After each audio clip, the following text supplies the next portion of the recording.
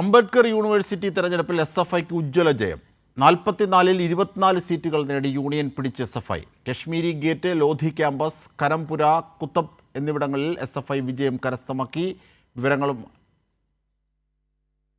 അംബേദ്കർ യൂണിവേഴ്സിറ്റിയിലെ തെരഞ്ഞെടുപ്പ് വിജയം അഭിമാന നിമിഷമെന്ന് SFI Delhi state secretary Aisha Ghosh പറഞ്ഞു. രാജ്യതലസ്ഥാനത്ത് മുഴുവൻ ക്യാമ്പസുകളിലും ഒരേ ഒരു വിദ്യാർത്ഥി സംഘടന മാത്രമേ ഉള്ളൂ എന്നും തെരഞ്ഞെടുപ്പ് തെളിയിച്ചിരിക്കുന്നു. ഉജ്ജ്വല വിജയം നേടിയ മുഴുവൻ സ്ഥാനാർത്ഥികളെയും വിദ്യാർത്ഥികളെയും ഐഷ ഘോഷൽ അഭിനന്ദിച്ചു. കൈരളി ന്യൂസിനോട് ഐഷ ഘോഷൽ.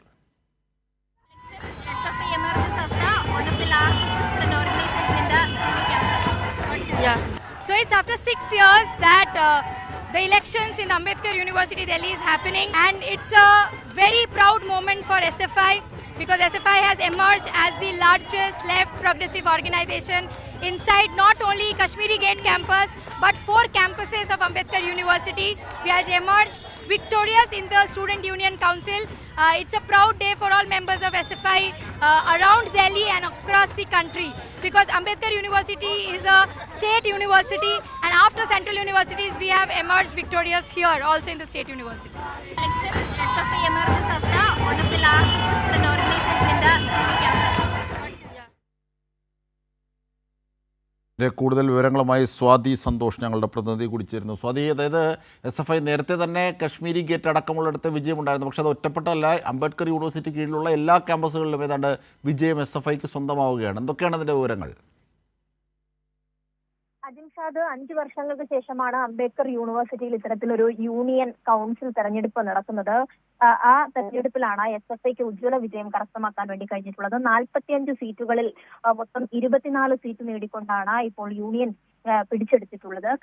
അതായത് ഏറ്റവും അവസാനം തെരഞ്ഞെടുപ്പ് നടന്ന 2019-ലും SFI തന്നെയായിരുന്നു വിജയിച്ചു കയറിയിട്ടുള്ളത്. ഇവിടെ ഏറ്റവും പ്രധാനപ്പെട്ട ക്യാമ്പസുകളിലാണ് SFIക്ക് ഉജ്ജ്വല വിജയം നേടാനായത് എന്നുള്ളതും അഭിമാനകരമായി എടുത്തു കാണിക്കേണ്ടതായിട്ടുണ്ട്.